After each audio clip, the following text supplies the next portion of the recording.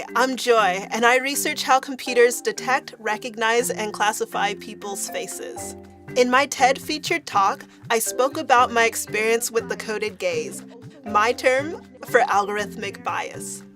The system I was using worked well on my lighter-skinned friend's face, but when it came to detecting my face, it didn't do so well, until I put on a white mask.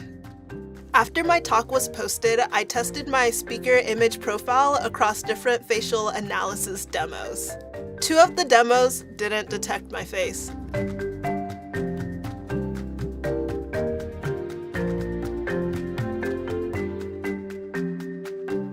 The other 2, well, they misgendered me.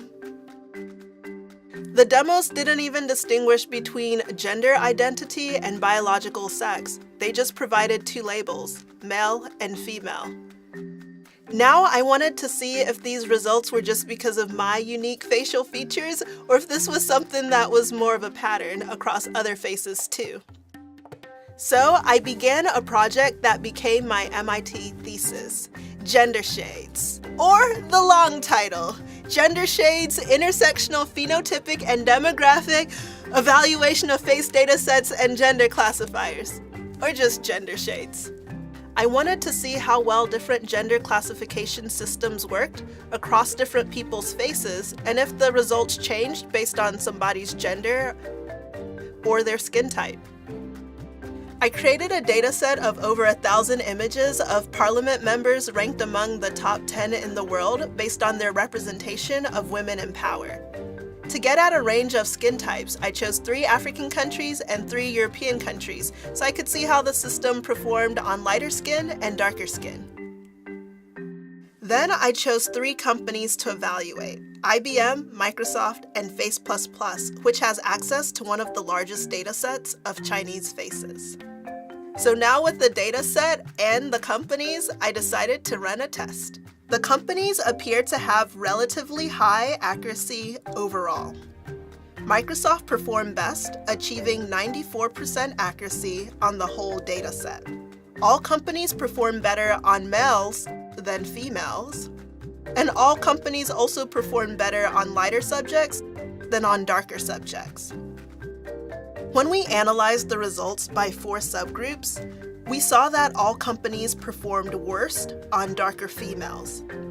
IBM and Microsoft performed best on lighter males, and Face++ performed best on darker males compared to the others. IBM had the largest gap in accuracy, with a difference of 34% in error rates between lighter males and darker females. I was surprised to see multiple commercial products failing on over 1 in 3 women of color. In fact, as we tested women with darker and darker skin, the chances of being correctly gendered came close to a coin toss. While more research is needed to explore the specific reasons for the accuracy differences, one general issue is the lack of diversity in training images and benchmark datasets. Failure to separate accuracy results across traits like gender and skin type also makes it harder to identify differences. Companies should do better with commercially sold products, especially since the machine learning techniques that have made gender classification possible are applied to other domains of computer vision, like facial recognition, and other areas of artificial intelligence, like predictive analytics. Predictive systems can help determine who is hired, granted a loan, or what information a particular individual sees. These data-centric technologies are vulnerable to bias and abuse. As a result, we must demand more transparency and more accountability. We have entered the age of automation overconfident yet underprepared. If we fail to make ethical and inclusive artificial intelligence, we risk losing gains made in civil rights and gender equity under the guise of machine neutrality. The coded gaze reflected in the Gender Shades project must be faced.